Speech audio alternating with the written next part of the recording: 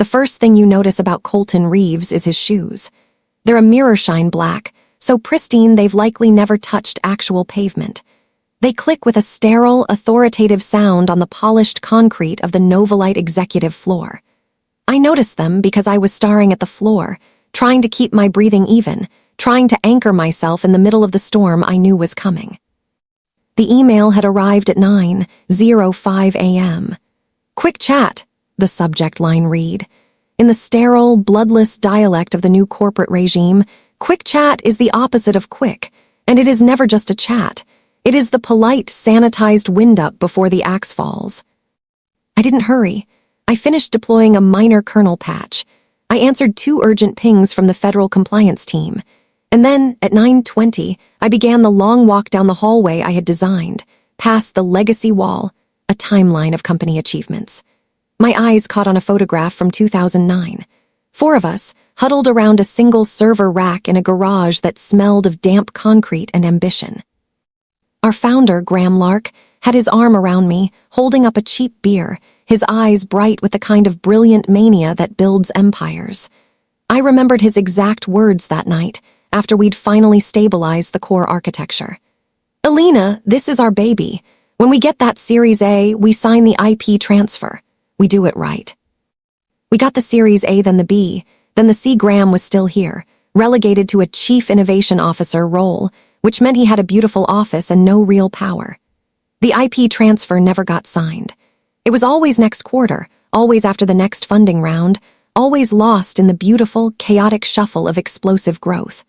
A promise, like so many others, left to gather dust in the attic of corporate memory. Colton's office was aggressively minimalist. It looked like a catalog for expensive, uncomfortable furniture. He was a man carved from sharp angles and shareholder reports, brought in 3 months ago by the venture capital firm to optimize operational posture. He smelled of expensive cologne and impending layoffs. "Alina, thanks for coming in," he said, his voice unnervingly smooth, calibrated for boardrooms, not human beings. He gestured to a low-slung white leather chair that looked impossible to get out of with dignity. I ignored it. I stood, choosing the spot by the floor-to-ceiling window that forced him to look slightly up at me. It was a small assertion of space, but in these rooms, space is everything. I placed my phone on the corner of his vast, empty desk, screen up. I tapped the screen twice. "Just starting a recording," I said, my tone flat, "for my personal notes." His practiced smile flickered. It was perfectly legal in the state. And more importantly, it was buried deep in the employee handbook he had clearly never read, a clause I helped write 15 years ago. His eyes narrowed, but he recovered. He picked up a single sheet of paper, as if this conversation was a script he'd just received. "Alina, as you know, Novalite is moving toward a strategic realignment to optimize our operational posture." I kept my gaze fixed. I wasn't listening to the buzzwords. I was listening to the hum, a deep, resonant thrum I could feel through the soles of my boots, even here, 42 floors up. It was the sound of the server farm 2 floors below. It was a heartbeat I had designed, coded into the very ventilation and power cycles of the racks. It was the sound of my work, the sound of my life. "And in this restructuring," he continued, his voice cutting through my thoughts, "your role as lead systems architect has been deemed redundant." Redundant. The word hung in the air, ugly and final. The woman who had built the very engine of this company, the $500 million keystone architecture that ran every single client platform, was a redundant part. "We appreciate your 15 years of service," he said, the words tasting like ash. "The company is prepared to offer a severance package of 3 months' pay, effective immediately. Security will escort you from the building." There it was, the clinical, sterile execution. I let the silence hang for exactly 3 seconds. He looked impatient, ready to call the 2 security guards I knew were waiting just outside his door. Slowly, I reached into the inner pocket of my blazer. I pulled out my access badge. The plastic was worn, my photo faded from a decade and a half of swiping. I slid it across the polished wood surface of his desk. It stopped just before his perfectly manicured hand. "Okay," I said. Then, from my laptop bag, I retrieved a single, folded document. It was a clean photocopy. I slid it across the desk to rest next to the badge. Colton looked at it, annoyed.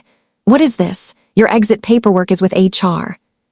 "That," I said, my voice dangerously calm, "is a copy of Clause 13B from the original 2010 Independent Contractor Agreement, the IP retention terms." I did not explain it. I did not elaborate. I just named it. His brow furrowed. He did not recognize the number. Of course he didn't. He was a finance guy, a cutter. He read spreadsheets, not foundational contracts. For a brief second, my mind flashed to the real one, the original. It sat in a fireproof safe in my apartment inside a worn red legal folder. The paper was thick, creamy. The ink slightly raised. The notary seal from 2010 was pressed into the last page, sharp and official. And next to my signature was the legal name of the other party, the entity I formed just for this purpose, long before Novalite was even a registered corporation. Hearthfire Labs, LLC. My limited liability company, the legal owner of the core architecture. "I don't understand what this has to do with," Colton began, his annoyance shifting toward confusion. "You will," I interrupted softly. The door opened. The two security guards, they looked apologetic. I knew them both. I'd fixed their laptop login issues last month. "Ms. Stone," one of them said softly. I nodded. I picked up my bag. I did not look back at Colton, who was now picking up the folded paper, staring at the dense legal text as if it were a foreign language. The walk to the elevator was silent. The quiet hum of the building seemed to hold its breath. The guards did not touch me. They just walked, one in front, one behind. The elevator door opened with a soft chime.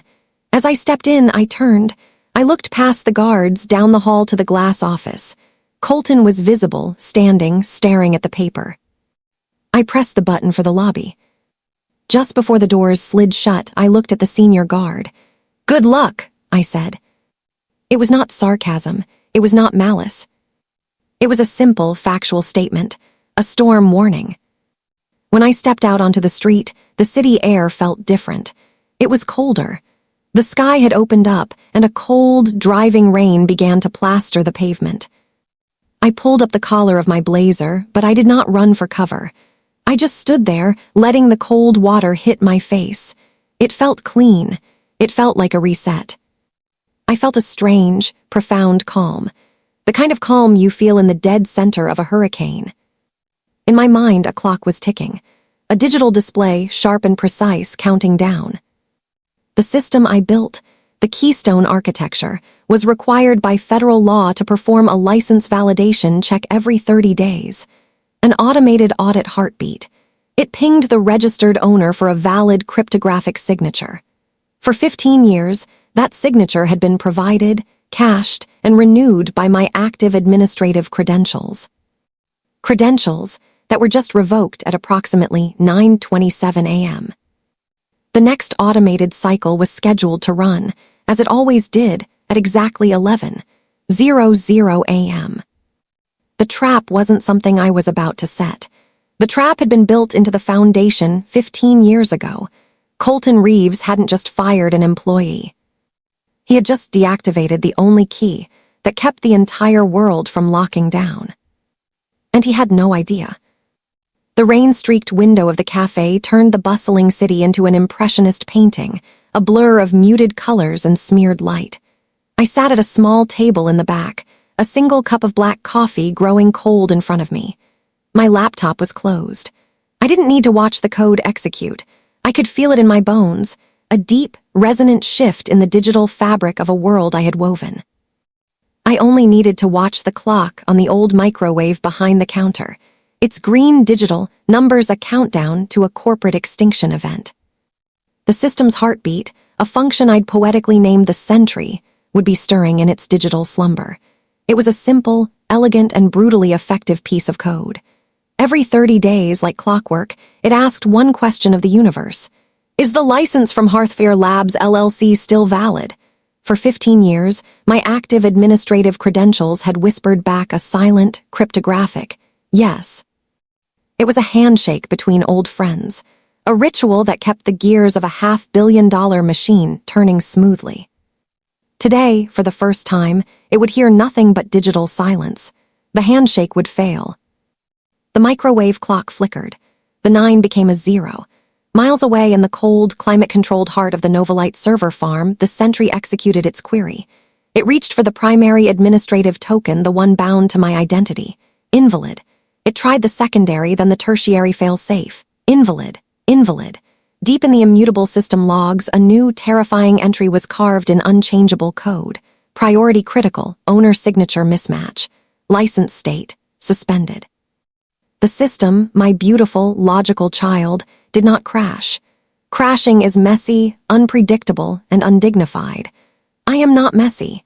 It began a graceful, controlled descent into a state of self-preservation, exactly as I designed it to do in the event of a catastrophic ownership dispute. On my phone, I refreshed the public Novalite status page, a page I myself had built as a beacon of transparency for our clients. At 11:01, a single green indicator, Keystone API, flickered, hesitated, and then turned a sickly, warning yellow. Partial outage. I took a slow, deliberate sip of the bitter coffee. The first domino had fallen. By 11:05, the page was a tapestry of failure, almost entirely orange. Client data integrity degraded, compliance manifests failed, billing and reporting offline. This was the real visceral damage. The compliance manifests were not a feature, they were a federal mandate. Without these hourly generated reports, our government clients were suddenly, legally blind. Their operations, which controlled infrastructure worth hundreds of billions, were frozen in place. The company wasn't just experiencing technical difficulties. It was breaching contracts that could never be unbreached. My personal phone, the one I used for authenticator apps and personal texts, lit up with a series of frantic, automated alerts from 3 different government agencies. Then, a direct text from Anna, a brilliant security engineer and my one remaining confidant inside the belly of the beast. The DevOps channel is going insane. No one has root. Everyone is locked out. The feds are pinging me directly. What did you do? I typed a simple, truthful reply. I didn't do anything, Anna. The contract did. But the masterpiece, the final, beautiful lock, was the vault of keys. This was the sanctum sanctorum of the architecture, the module that managed every client's private encryption. At 11:10, detecting the invalid ownership state, it autonomously sealed itself with a cryptographic finality that could not be overstated. It now required a manual override, a physical act. It required the master escrow key. And according to Appendix B of that forgotten 2010 contract, a document now worth its weight in gold, that key was legally held not by Novalite Systems, but by Hearthfare Labs, LLC. By me. My lawyer, Maxon, called. His voice was typically calm, but I could hear the sharp edge of satisfaction in it. They're scrambling. Priya Hale's legal team has finally finished their panic read. They found the UCC-1 filing. My breath caught. The UCC-1 was the legal bear trap I'd had Maxon file a year ago. It was a public, senior priority lien on the entire Keystone codebase. It meant that until my ownership claim was resolved, Novalite could not sell, license, or even use their own primary asset as collateral. I had publicly chained my name to their $500 million crown jewels, and they were only just now seeing the shackles. The investors know, Maxon continued, crisp and clear. Dextra Capital is apoplectic. They are realizing they invested 9 figures in an asset that, on paper, belongs to you. They are panicking. As if his words were a summoning spell, my phone, which had been buzzing with the occasional alert, suddenly erupted. It wasn't a call. It was a waterfall of calls. The screen lit up with name after name. Graham Lark, Priya Hale, then unknown numbers from the Boston office, from New York. One after another, a relentless, buzzing tide of pure desperation. I watched the notification counter climb. 27, 48, 73 missed calls. The device vibrated so violently, it skittered across the wooden table like a dying insect. I watched this display of corporate impotence for a full minute. Then, I calmly picked up the phone, felt its frantic energy in my palm, and pressed the button on the side, plunging it into a deep, silent sleep. The chaos was no longer a distant hum or a theoretical outcome. It was a screaming, tangible storm raging just beyond the quiet of the cafe. And I, Alina Stone, the redundant legacy employee, was at its calm, silent, and utterly untouchable center. Colton Reeves had wanted to optimize me out of the picture. Instead, he had optimized himself into a cage of his own ignorance. And the world was now watching him rattle the bars. The silence in my apartment was a physical presence, thick and heavy. I had turned off all the lights, sitting in the growing dusk as the rain continued its gentle tap-tap-tapping against the window. The muted phone on the table was a testament to the screaming chaos unfolding across the city, a chaos that was now entirely someone else's problem. My work was done. The trap had been sprung. Now I was merely the observer, the holder of the only key. The quiet was shattered by a sharp, insistent buzz from my landline, a number I'd kept unlisted for a decade. I let it ring 4 times before answering. "Alina," it was Maxon's voice, taut with a controlled urgency. "They've broken. The federal ultimatum is public. They have 36 hours to restore service or lose every government contract permanently. The board is convening an emergency meeting in 1 hour. They are capitulating, but they are terrified. They need a sign of good faith." "A sign of good faith?" I repeated, the words tasting like ash. "They revoked my access and called me redundant. What faith have they earned?" "They're assembling the 95 million, Alina. They've accepted all terms, including the ethics fund. But they are petrified the restoration will fail or that you will take the money and vanish. They need a token, a preview." I looked at the clock. The federal deadline was a ticking bomb strapped to their chest. Good. They should be terrified. "Tell Anya to get her team ready," I said, my voice flat. I moved to my desk, the glow of my laptop the only light in the room. I opened the Hearthfire Labs console, a simple black interface with a single, elegant logo. With a few keystrokes, I generated a new license key. It was not the real one. It was a preview watermarked, time-bombed to expire in 4 hours, and scoped only to the non-production staging environments. It was a bone thrown to a starving dog, just enough to let them taste the food, but not nearly enough to sate their hunger. At 4:30 p.m., the Novalite public status page flickered. A new entry appeared, staging environment, limited restoration. My phone buzzed instantly. It was Anna. "We are in, the staging manifests are generating, the test environment is stable. Oh my God, Alina, it works. The restoration playbook is valid." I texted back, my fingers cold and steady. "I know, practice it. You have 3 hours and 59 minutes.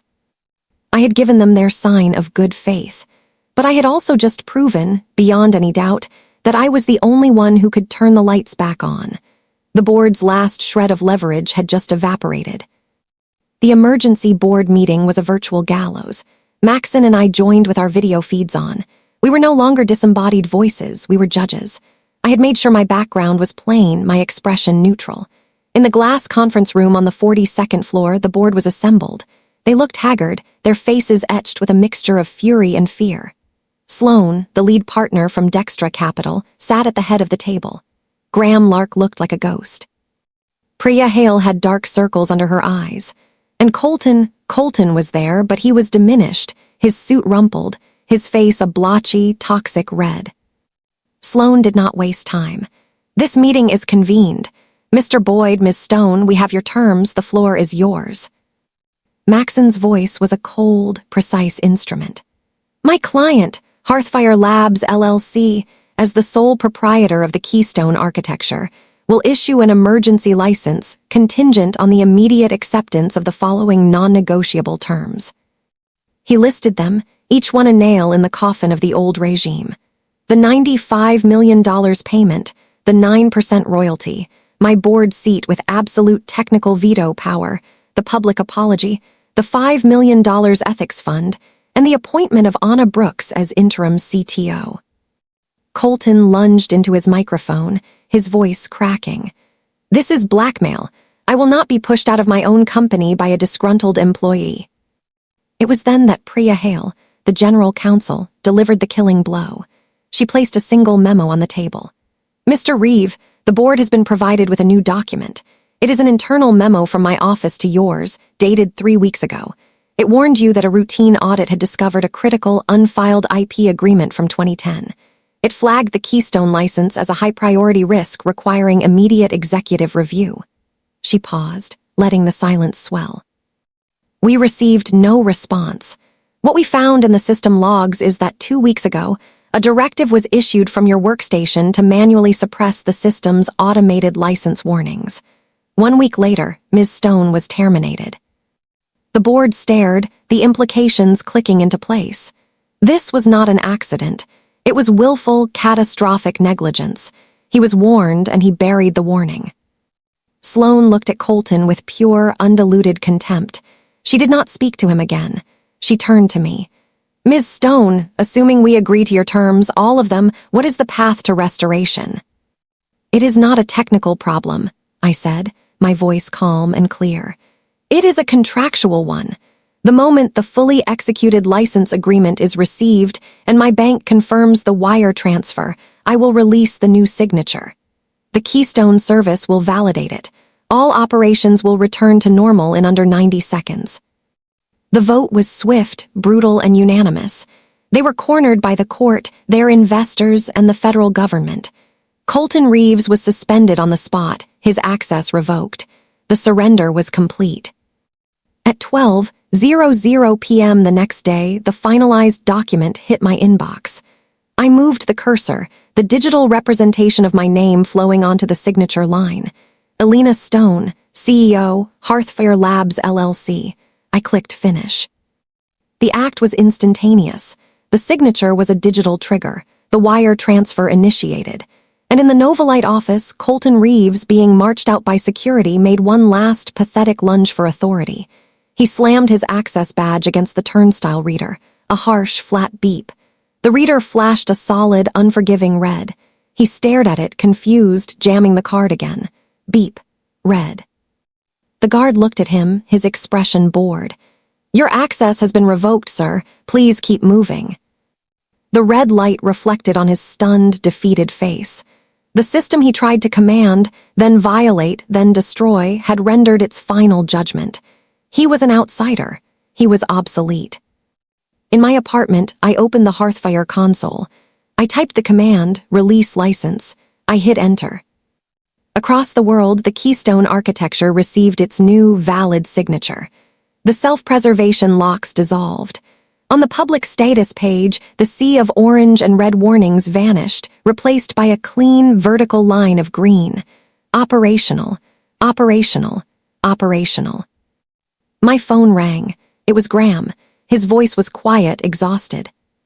He did not apologize. He did not explain. He just said 2 words. Thank you. I looked out the window. The rain had stopped. The clouds were breaking. Keep your promises this time, Graham, I said. I hung up. I did not feel triumphant. I felt settled. The equation had been balanced. The contract, 15 years dormant, had finally been honored. I was no longer a redundant legacy employee. I was the architect, the licensor, and the permanent, indelible credit on the splash screen of a $500 million future. Colton Reeves had wanted to erase me. Instead, he had made me immortal.